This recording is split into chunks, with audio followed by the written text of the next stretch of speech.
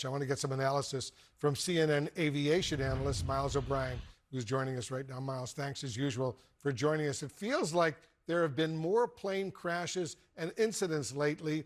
Is that the case, or are they just being reported on more widely?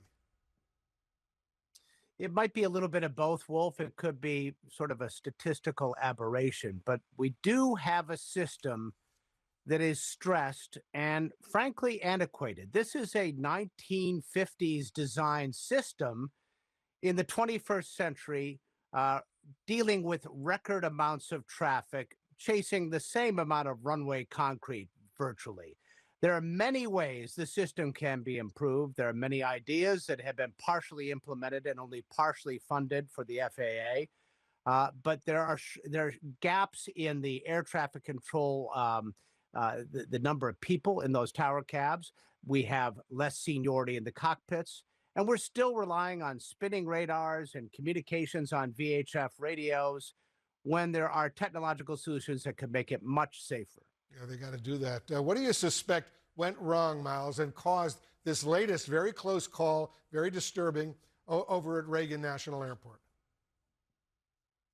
Well, at Reagan, this is unfortunately all too common. These go-rounds have become part of the routine there. And that's part of the problem as well, is that the system has sort of accepted this as a routine occurrence, when in fact, it is the system blinking at least yellow and possibly red, saying there's just too many aircraft in that small area, too much for the system to accommodate. Now, near collision after near collision after near collision. And finally, at Washington National, Reagan National, we had that horrible midair collision, which was an accident 50 years in the making. Why that helicopter route was allowed to be there so close to the final approach path is mind-boggling to me. Yeah, me too. How much of a factor is Elon Musk's DOGE, Department of Government Efficiency, and its cuts to the FAA playing here?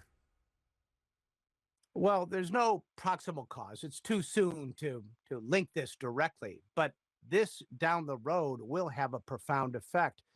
We should be doubling down on the FAA and adding people and adding technology and upgrading this system in a much more wholesale manner. There's a simple system called runway status lights, Wolf, that are employed at 20 airports across the country, but not midway. It's a system that has red blinking lights, which are based on detection from sensors, which indicate the runway is in use. It doesn't need the controller to be involved in that at all. And that aircraft would have seen a red light there if that system was in place. These are the kinds of systems that need to be employed across the board, along with systems that reduce the amount of VHF radio communication, more telemetry involving just data. And all these things need to happen the opposite of cutting the FAA, put it that way. Midway is that airport in Chicago where they had a very scary incident yesterday as well. Miles O'Brien, thanks very much for your expertise. And just ahead.